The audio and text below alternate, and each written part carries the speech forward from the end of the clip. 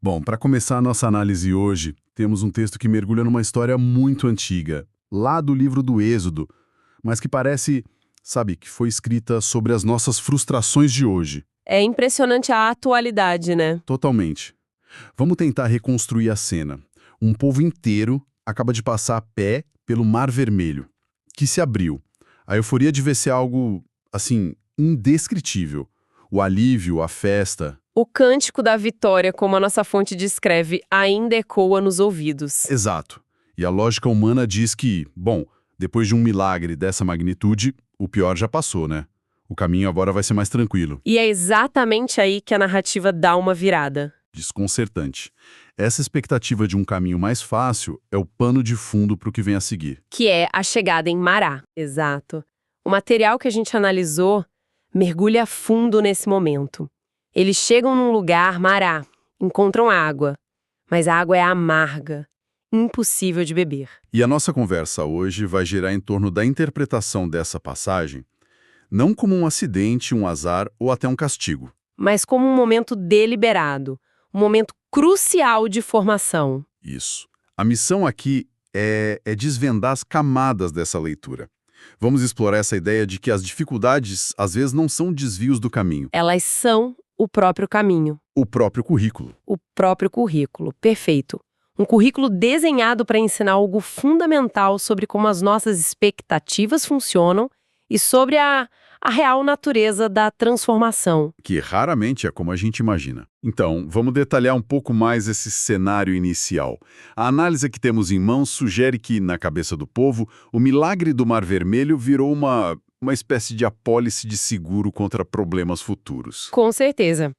A fase difícil para eles tinha acabado.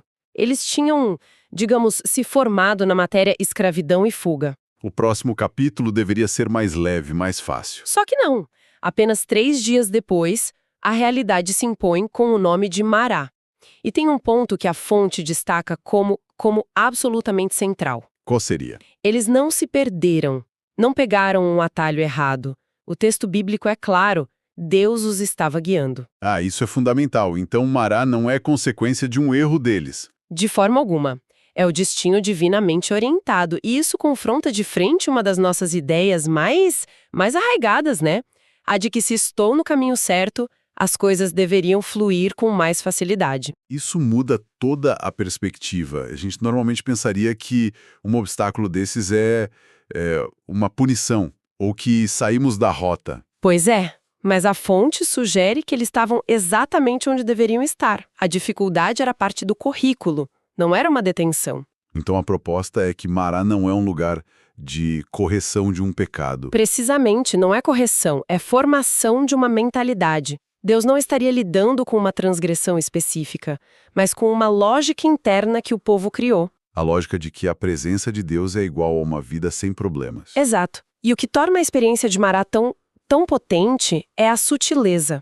O problema ali não é a ausência de provisão. A água existe. O problema é que a provisão é frustrante. Isso. É a esperança que surge e é imediatamente quebrada. Eles veem a água de longe, correm para ela e é intragável. Essa decepção é quase pior do que não encontrar água nenhuma. Sem dúvida, porque essa decepção expõe o pensamento silencioso, a premissa não dita. Que é, depois de tudo que Deus fez no Mar Vermelho, isso não deveria estar acontecendo.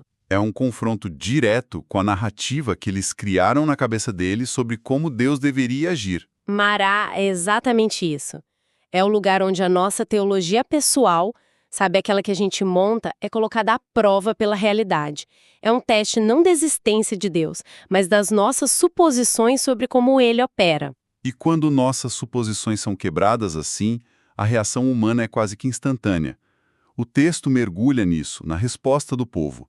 A murmuração. Sim, e a análise aprofunda o que essa murmuração significa. Argumenta que é bem mais do que um simples desabafo, mais do que reclamar da sede. É mais sério. Muito mais. É descrita como uma resistência ao governo. A pergunta deles, o que beberemos, dita nesse tom, não é um pedido de ajuda, é uma acusação. Reflete uma mentalidade de sobrevivência, focada no agora. Exato, e não uma mentalidade de aliança que confia no provedor a longo prazo. E em contraste total com essa reação, digamos, horizontal, a resposta de Moisés é vertical, ele não discute com o povo. Ele clama a Deus. E a resposta de Deus é o que realmente define a lição de Mará. Ele não estala os dedos e transforma a água magicamente. Não, o que ele faz? Ele mostra a Moisés uma árvore. Uma árvore. Peraí, a solução divina foi apontar para um pedaço de madeira. Pois é. E esse detalhe, a árvore, é carregado de intenção pedagógica. Deus envolve o ser humano na solução. Ele podia ter purificado a água à distância. Mas não o fez. Participação e, mais importante, obediência a uma instrução que não faz o menor sentido lógico. Faz sentido. Quer dizer, não faz sentido lógico e é esse o ponto. Lançar um galho na água não purifica nada em termos químicos. Exatamente. A instrução exige uma obediência que precede o entendimento, exige confiança no processo, não só na promessa do resultado. O povo queria água doce, ponto final. O clamor de Moisés abriu espaço para uma lição. E aqui a análise nos apresenta uma camada a mais, que é, nossa, absolutamente fascinante. Vem de interpretações rabínicas antigas. Exato. A fonte menciona que a tradição judaica, em alguns comentários, sugere que a própria árvore também era amarga. A árvore era amarga. Como assim? Amargo curando amargo? Parece um paradoxo, né? Mas a lição não está na botânica, e sim no princípio espiritual que isso revela.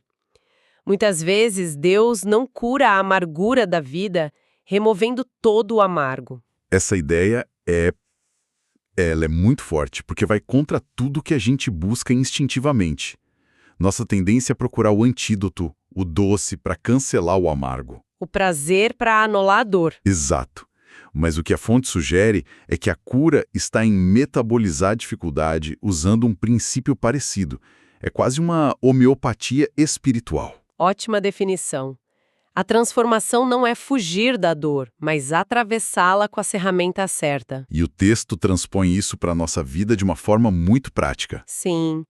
Atos como perdoar quem nos feriu, escolher a humildade quando o orgulho foi atacado, confiar quando tudo em nós grita por controle, são descritos como intrinsecamente amargos. São difíceis.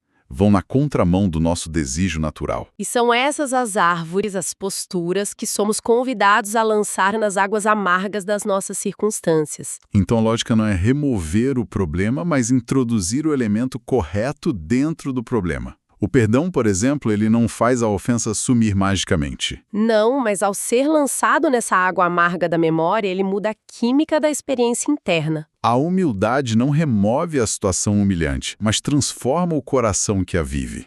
É a cura da fonte, não só do sintoma. É a obediência que dói no momento, mas que alinha a alma a longo prazo. É a decisão que custa caro ao nosso ego, mas que restaura a paz. Essa é a pedagogia de Mará. O caminho para o doce muitas vezes passa por obedecer a Deus com o amargo que ele nos apresenta como solução. Exatamente. O que nos leva a uma pergunta óbvia. Qual o objetivo final de tudo isso? A água se tornar potável é um milagre visível, a camada superficial. Mas a análise argumenta que o milagre mais profundo, o real propósito de Mará, era outro. Era um milagre dentro do milagre. O milagre dentro do milagre. Gostei disso. O objetivo final não era só manter as pessoas vivas e hidratadas. Era formar uma nação governável. E quando isso acontece? É nesse momento, logo depois da solução da água, que o texto diz que Deus lhes deu estatutos e uma ordenança, e ali os provou. A experiência de Mará, com sua lição de confiar sem entender, foi o treinamento intensivo para o que viria a seguir. Exato, para receber a lei no Monte Sinai. A fonte explica que a palavra hebraica para estatutos, nesse contexto, se refere a práticas que exigem obediência antes mesmo de se compreender o propósito. Então Mará foi um grande laboratório prático para o princípio da confiança. Foi. Sem essa experiência, a aliança do Sinai, com todas as suas leis, seria, nas palavras da análise, insuportável. seria vista só como um monte de regras arbitrárias. Mas depois de aprender em Mará que uma instrução sem lógica aparente pode trazer vida, o povo estaria mais preparado. Mais preparado para receber a lei não como um fardo, mas como um caminho de vida. A confiança precede a compreensão. A obediência precede a bênção completa. E essa ideia de formação através de um processo, de uma cura em etapas, se estende para além dessa história, né? A fonte faz uma conexão muito poderosa com a nova aliança. Sim, citando a cura do cego em Betsaida nos evangelhos, é uma passagem bem curiosa, porque Jesus não o cura de uma vez só. Verdade, tem um estágio intermediário ali. Exato. Na primeira etapa, Jesus pergunta o que ele vê e a resposta é estranha. Vejo homens, eles se parecem com árvores andando. A visão dele ainda está turva, imperfeita. E a fonte argumenta que isso não foi uma falha no poder de Jesus. De forma alguma. Foi a aplicação do mesmo método pedagógico de Mará. Então, a visão embaçada do cego era a água amarga da cura dele. Precisamente. É uma ótima analogia. Era uma provisão, mas uma provisão imperfeita. Isso forçava o homem a continuar engajado no processo com Jesus, a confiar no segundo toque. Entendi. Deus estava mais interessado em formar a percepção e a fé daquele homem do que só em consertar os olhos dele instantaneamente. Exato. O reino de Deus não se estabelece só quando um problema externo é resolvido, mas quando a fonte interna da nossa percepção e confiança é tratada. Isso ressignifica completamente os quases, os processos incompletos, as curas parciais que a gente experimenta. Deixam de ser vistas como falhas no processo divino. E passam a ser parte intencional da nossa formação. A visão embaçada do cego era tão parte do milagre quanto a visão clara que veio depois. A água amarga de Mará era tão parte do plano quanto as fontes de Elim, para onde eles foram depois. E isso muda a pergunta fundamental que a gente faz no meio da dificuldade. A pergunta deixa de ser por que Deus não resolveu isso de uma vez? E passa a ser o que ele está tentando formar em mim durante este processo. É uma mudança radical de perspectiva. Tira a gente do lugar de vítima da circunstância e coloca no lugar de aprendiz. Então, resumindo a nossa análise, Mará é apresentada não como um ponto geográfico no deserto, mas como uma experiência espiritual recorrente na jornada de qualquer pessoa. Exatamente. É aquele momento em que a realidade quebra a nossa expectativa, em que a provisão parece frustrante e a circunstância amarga não muda de imediato. Mas somos convidados a mudar como vivemos essa circunstância. Exato. A conclusão da fonte é que Deus não adoça a água simplesmente para nos poupar do processo. Ele usa o processo para nos formar para a aliança, para um relacionamento mais profundo com Ele. O reino de Deus se estabelece naqueles que aceitam ser governados pelos métodos dele. E não só naqueles que buscam alívio para os seus problemas. Quem aprende a lição de Mará está, na verdade, sendo preparado para sustentar o peso e a glória de um relacionamento maduro com Deus. E isso tudo nos deixa com uma questão importante para reflexão, né? Com certeza. Se a solução para uma situação amarga muitas vezes não é a remoção imediata, mas a introdução de uma resposta que também é a seu modo amarga, como a obediência difícil, o perdão que custa.